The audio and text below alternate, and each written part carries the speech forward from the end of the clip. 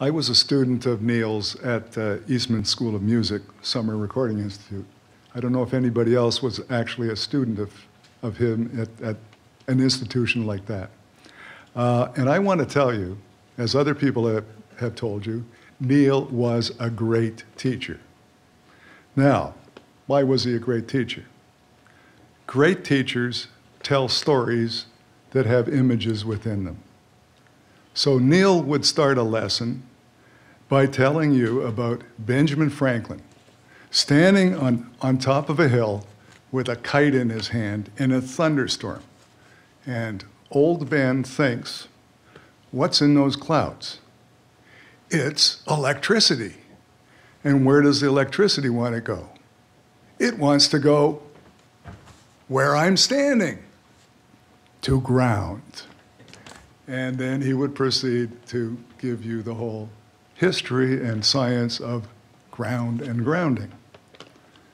Great teachers like Neil also provide demonstrations. In one of Neil's lessons, he would hold 2 Oratone speakers playing the same thing. And he would put them together facing each other, and the sound would get louder as he brought them together. Then he would say, okay, let's take one of those speakers and reverse the wires on the back. And he did. And he would bring the Oratone speakers together, and the sound would disappear.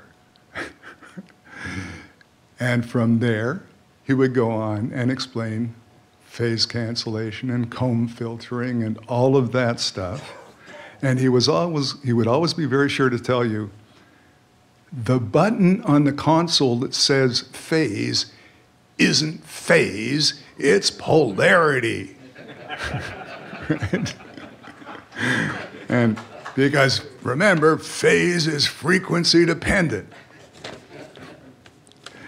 Another great teacher was Socrates, and like Socrates, Neil was a great teacher who asked questions that you, the student, think has an obvious answer.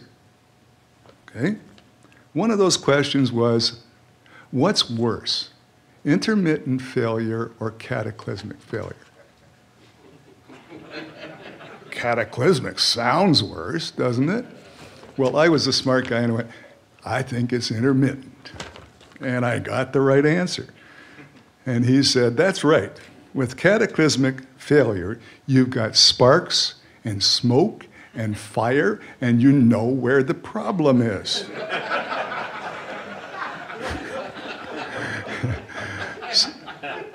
So what do you do when you have intermittent failure? You try and turn it into cataclysmic failure.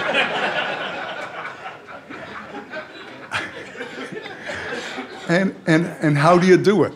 Well, you hit it with something. Okay. And the things that you might hit it with include electricity and heat and cold. So, now, but I've got a friend who has a set of calibrated hammers that he uses, and he says that as well as having the right weight of hammer, you have to get it hit it in exactly the right spot. Something like that, right? And then he'd say, well, now, is that destructive? Well, yeah, it is. But when you're working in a studio, the cost of the downtime is way more than the cost of the damaged components. You got to get them back online. And then he'd continue on in his dissertation on studio and his long experience in studio troubleshooting and studio maintenance. Great teachers also ask questions that you only have incomplete knowledge of, and they fill it in and they build the context out of it. So one of those questions from Neil was, what's 0 dB? Well, we know what that, we have another class course, Neil, we know what that is, 0.7745 volts at 1 kilohertz. And he would respond, well, that's a pretty good answer, but the better answer is, it all depends. Okay? And he'd go into the history.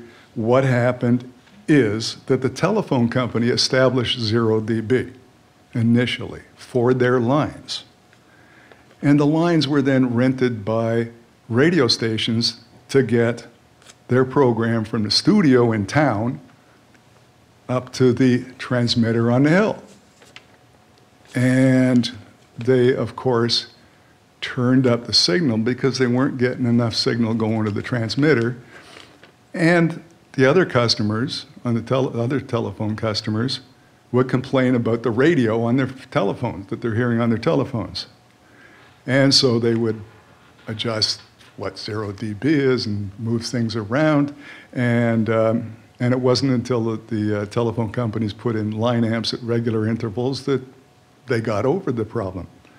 And Neil then went on to point out that the systems in 1984 and continuing to the present, the systems we have now have a variety of 0 dBs. Pro, semi-pro, et cetera, et cetera. Another nice question that he asked for a lesson was, where's the best seat in a concert hall? Where you would put the critic, because you want good reviews. You better find the best seat in the house. And from that, he laid out the answer, which was that it seems to be the point where the inverse square law of the direct sound coming at you from the stage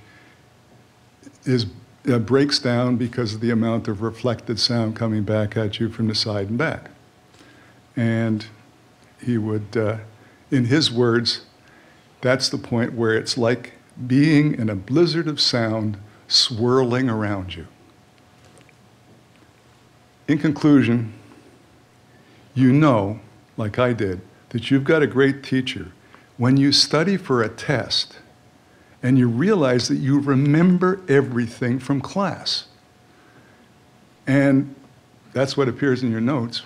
But he taught it so well, you got it in class, and you were completely engaged in that process. Neil's example sustained me through 20 years of teaching audio. Like a musician, I got a lot of teaching riffs from Neil, but more important, I got the confidence to play them. Thank you.